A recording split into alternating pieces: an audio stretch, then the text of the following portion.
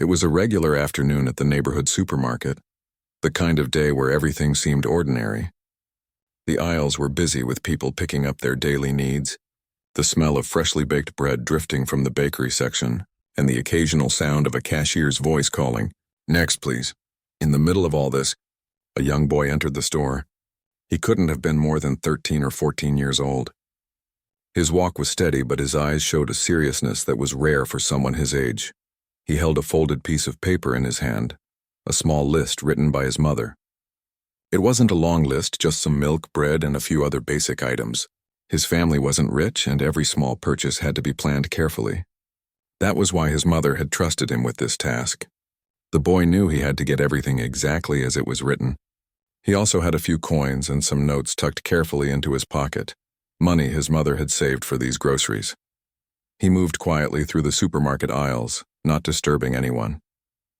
He picked up a loaf of bread, checked the price twice to make sure it matched the amount written down, and then placed it carefully in the small basket he was carrying.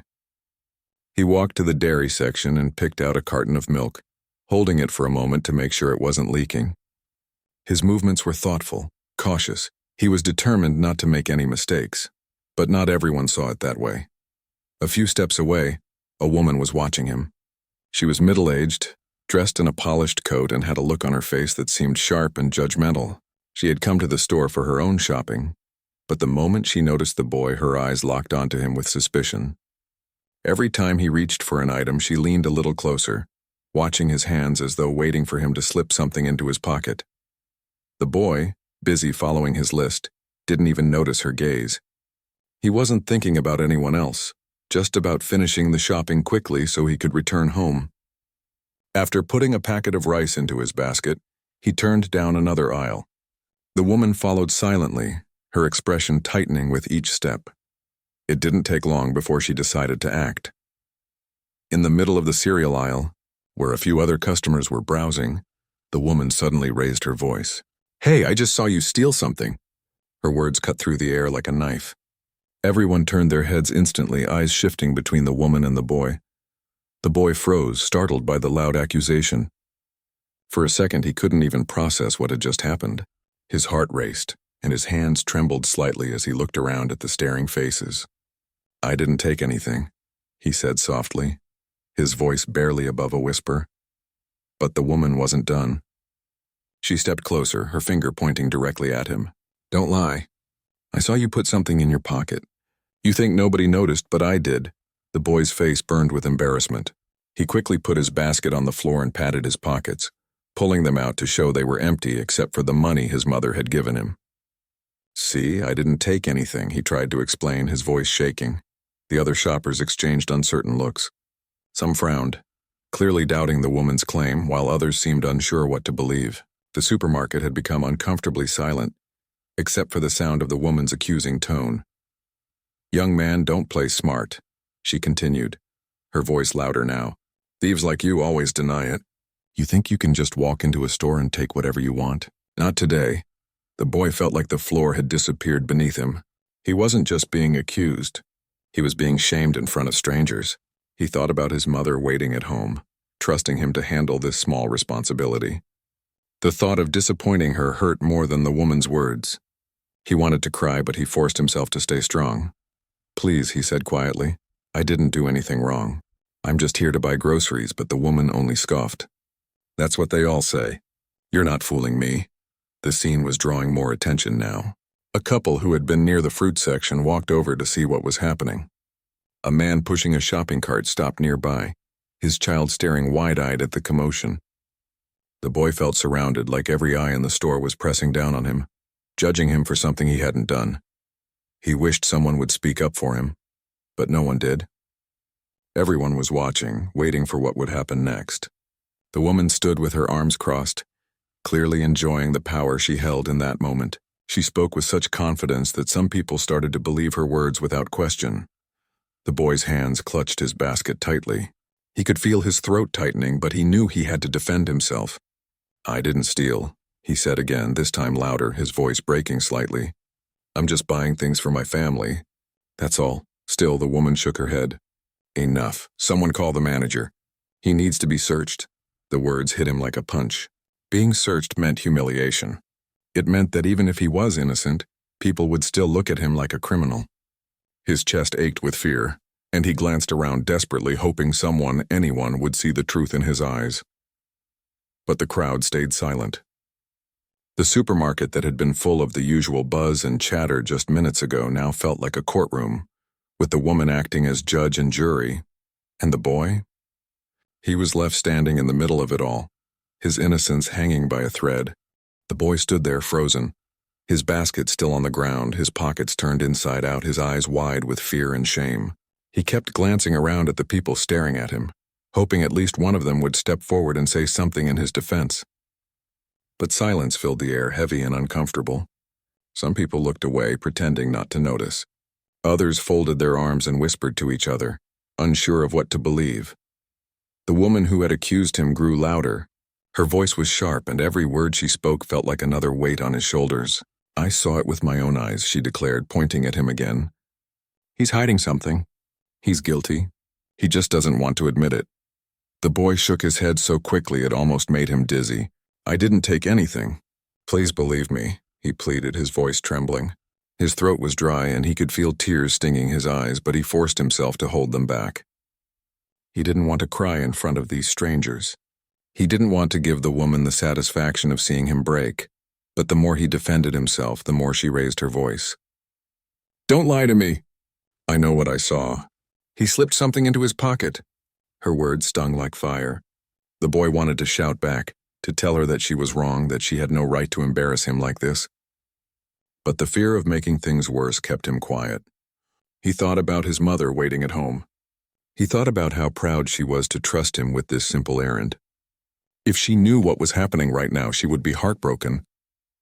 The thought only made his chest ache more. The people around them began to form a small circle. It wasn't a crowd full of cheering voices, it was more like a quiet group of onlookers who didn't know what to do. Some faces carried doubt, others pity, and a few just seemed curious. A man whispered something to his wife and she shrugged, glancing at the boy with cautious eyes. The boy could almost hear their unspoken thoughts. What if she's right? What if he really did steal something? The boy clenched his fists at his sides, trying to keep himself calm. He wasn't a thief. He knew the truth. But he also knew how easy it was for lies to sound believable when shouted loudly enough. The woman stepped closer, narrowing her eyes at him. "Show us what's in your pockets," she demanded. He quickly pulled out the few coins and small notes his mother had given him, holding them in his trembling palm. "This is all I have," he said softly. "I came to buy food." Nothing else, but instead of believing him, she smirked. "How convenient," she said in a mocking tone. "You probably hid the item somewhere else already." Her words sent a wave of humiliation through him. He wanted to disappear, to vanish from the aisle and escape the stares burning into his skin. But he was trapped. Every exit seemed blocked by the weight of those accusing eyes. A little girl tugged on her father's sleeve and whispered, "Daddy, I don't think he did anything." The father hushed her quickly, pulling her close. Even children could see the fear and honesty in his eyes. But the adults were too hesitant to speak against the woman. The boy looked around desperately, his gaze bouncing from one face to another, but no one met his eyes. It was as if silence had swallowed their courage. Finally, the woman turned to one of the store clerks who had been stocking shelves nearby. "Call the manager," she ordered, her voice filled with authority. "This boy needs to be searched before he runs away." The clerk hesitated, his hands frozen on the boxes he was stacking. He glanced at the boy, then at the woman, clearly uncomfortable. But after a moment, he nodded nervously and walked off to find the manager. The boy's heart sank. He had hoped someone would defend him, but instead the situation was about to get worse. He imagined the manager arriving, demanding to search his basket and his clothes. Even if nothing was found, the shame of being treated like a criminal would stay with him forever. The woman crossed her arms and stood tall, like a soldier waiting for victory. She glanced at the others around her and said, "This is exactly why you have to keep an eye out. People like him think they can just walk into a store and steal. Not on my watch." Her words were sharp and cutting, meant not just for him but for everyone listening. The boy could feel the judgment sinking in deeper with every passing second. His chest rose and fell quickly as he struggled to hold back tears. He didn't want to cry, but his eyes were wet and his vision blurred. Someone coughed awkwardly. Another shopper shifted uncomfortably and turned away, pushing their cart down another aisle. Nobody wanted to get involved. The boy felt smaller and smaller, shrinking under the weight of the moment. "Please," he whispered again, almost to himself this time. "I didn't do anything." But the woman only scoffed. "Save it. The truth will come out soon enough." The minutes felt like hours as they waited for the manager to arrive. The boy stood alone, his basket still lying at his feet, the bread and milk inside like quiet witnesses to his innocence. He thought about dropping everything and running out of the store, but he knew that would only make him look guilty. So he stayed, frozen in place, praying that somehow someone would finally believe him. When the manager finally walked in, the woman immediately rushed forward, her finger still pointing at the boy. "That's him," she exclaimed loudly. "I caught him stealing. You need to check his pockets right now." The boy's heart pounded so loudly in his chest that he could barely hear anything else. He felt trapped between the woman's accusations and the silence of the crowd. His lips trembled as he whispered to himself, "I didn't do anything. I didn't do anything." And though the manager hadn't spoken yet, the boy could already feel the weight of judgment pressing down on him, heavier than ever. The manager walked into the aisle with a calm but serious look on his face. He was a middle-aged man, dressed neatly in his uniform, carrying the weight of responsibility that came with running the store. He had been called many times before to settle small disputes, customers fighting over prices, arguments about items being out of stock. But this time, the air felt different. The aisle was unusually quiet, with too many eyes watching, waiting for what he would say. The woman immediately stepped forward, eager to take control of the moment. "There he is," she shouted, pointing at the boy who stood trembling with his basket on the floor. "I caught him stealing. He thinks he can hide it, but I saw everything. You need to check him right now." The boy looked up at the manager, his lips slightly parted as if he wanted to speak, but his voice wouldn't come out. His heart pounded hard in his chest and his palms were wet with sweat. He wanted to scream that he was innocent, but the fear of not being believed held him back. Instead, he just stood still, clutching the strap of his basket and wishing this nightmare would end. The manager raised his hand slightly to quiet the woman's sharp tone. He looked at the boy carefully, not rushing to judgment. "Son," he said in a calm voice, "is it true? Did you take something without paying?" The boy shook his head instantly, his voice finally breaking free. "No, sir. I didn't take anything. I came here to buy food. That's all." His words were shaky but honest. The woman interrupted before he could say more. "Don't believe him. That's what they all say. He had something in his pocket. I saw it. He's lying right to your face."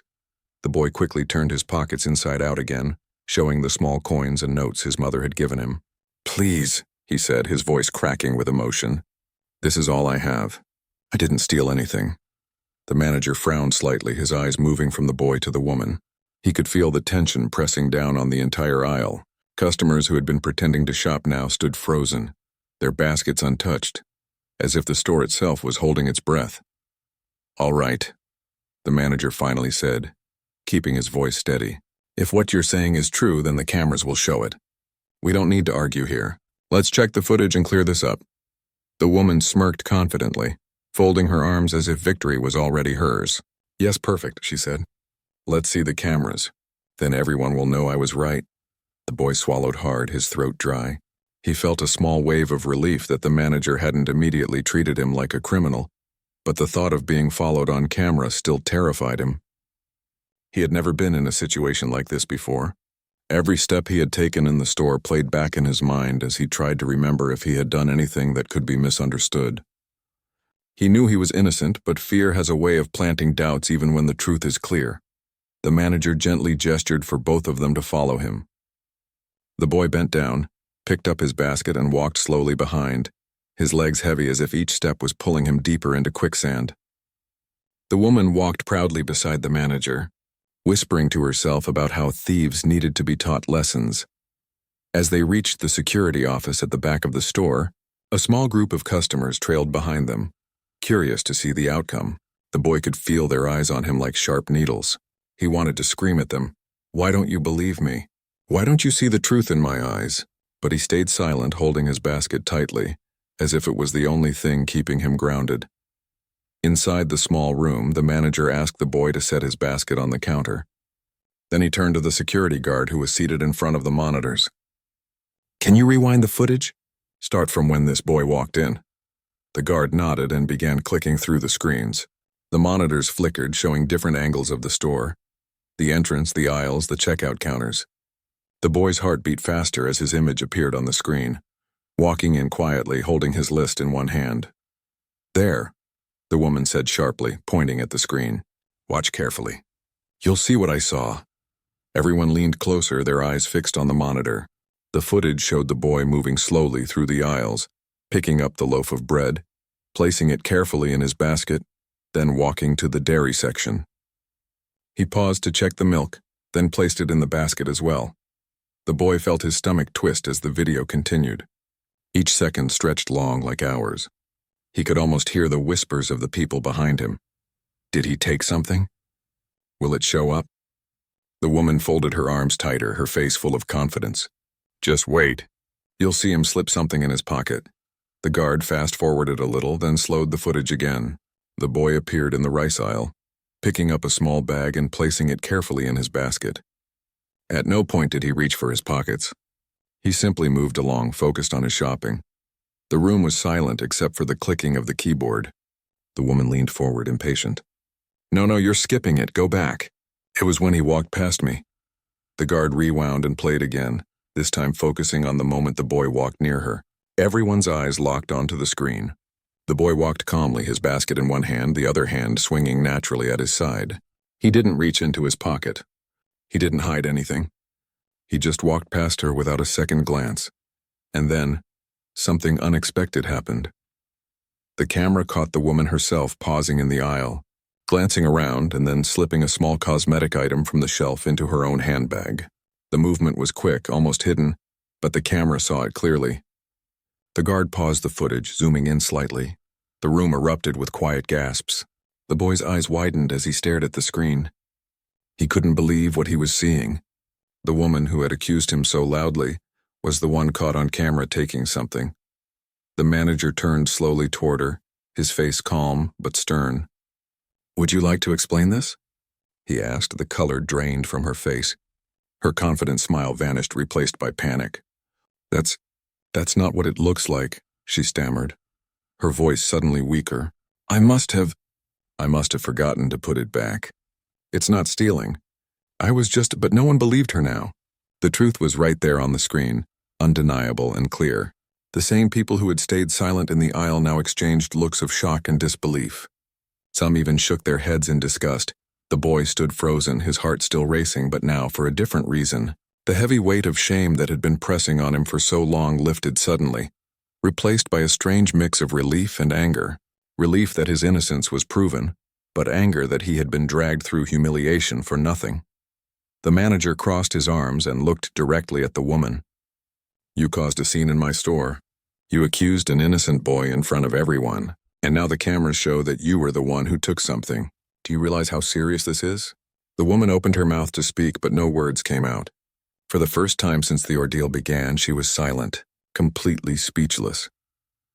The boy took a shaky breath, his body still trembling from everything that had happened. He looked at the screen again, then at the woman who had nearly destroyed his dignity with her false accusations. For a moment he didn't know what to feel, anger, sadness, or pity. But one thing was certain, the truth had finally spoken louder than the lies. The room was silent for a long moment after the camera footage froze on the image of the woman slipping the item into her bag.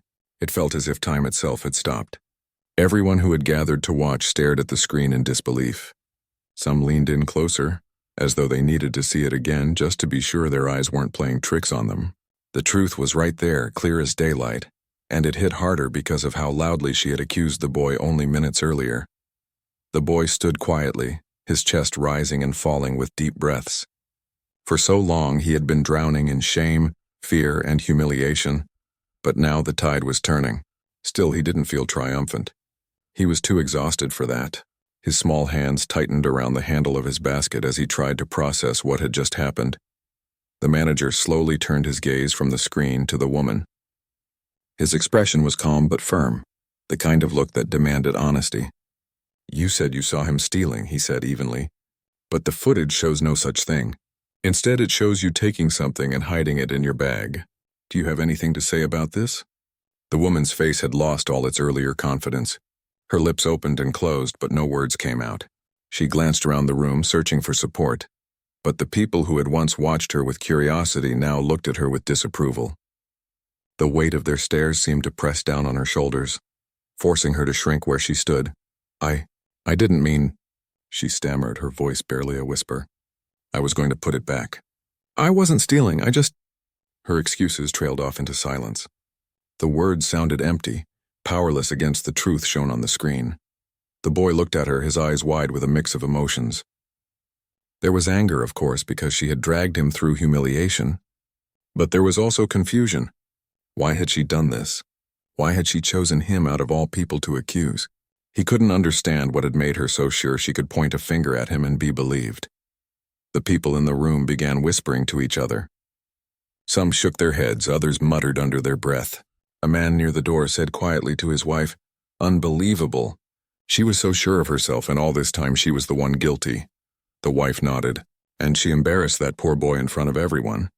Imagine how he must have felt." The boy heard bits and pieces of their whispers, and his heart ached.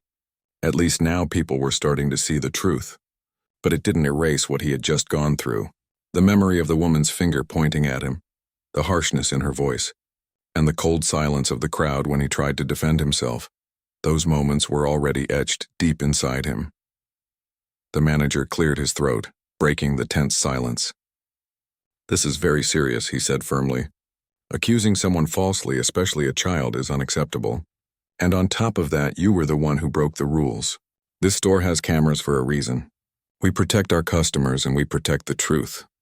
The woman lowered her head, her cheeks burning red. For the first time, she didn't have anything left to say. She had built her entire story on loud confidence, and now that it had collapsed, she had no ground to stand on. The boy shifted his weight from one foot to the other, unsure of what would happen next. Part of him wanted to walk out and leave this nightmare behind.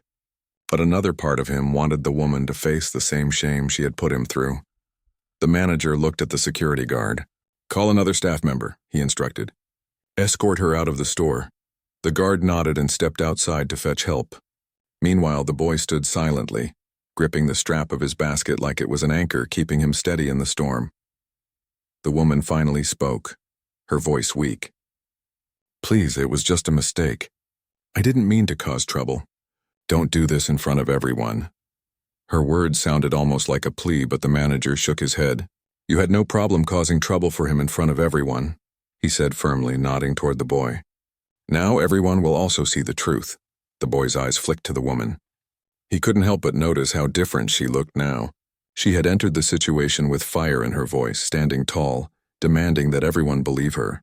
Now she was shrinking into herself, her voice small, her body trembling under the weight of her own lies. The guard returned with another staff member, and together, they approached the woman. She resisted at first, trying to argue quietly, but her words had no power anymore. Slowly, they guided her toward the door. The crowd that had followed into the back room parted to make way, their eyes filled with judgment and disappointment. The boy watched as she was led out, her once proud steps replaced with heavy, defeated ones. And for the first time since the ordeal began, she was completely speechless. The store that had once echoed with her loud accusations now held only the quiet sound of her retreat. When she was gone, the manager turned back to the boy. His expression softened and he let out a long sigh. "I'm sorry you had to go through that," he said gently. "You didn't deserve to be treated that way. You came here to do something simple, and instead, you were made to feel like a criminal. That was wrong, and I want you to know that we recognize it." The boy swallowed hard, unsure of how to respond. His throat was tight and his emotions felt tangled. Part of him wanted to say thank you, but another part wanted to ask why no one had stood up for him earlier. Instead, he simply nodded, grateful that at least the truth had been shown. The manager placed a reassuring hand on the boy's shoulder. "You can finish your shopping without worry. No one will bother you again, and when you're ready to leave, come to the front. I'll make sure you don't have to wait in line. It's the least we can do after what happened." The boy nodded again, his eyes lowering to the basket at his feet. The bread, The milk, the rice, such ordinary things, yet they had become part of such a heavy ordeal. He bent down, lifted the basket, and held it close to his chest as if protecting it. As he walked slowly back toward the aisles, the crowd of customers parted for him. Their eyes were different now, not filled with suspicion but with guilt and pity. Some even gave small nods of respect, though no one spoke aloud. The silence was heavy, but at least it wasn't hostile anymore. The boy kept his head down, focusing only on finishing his task.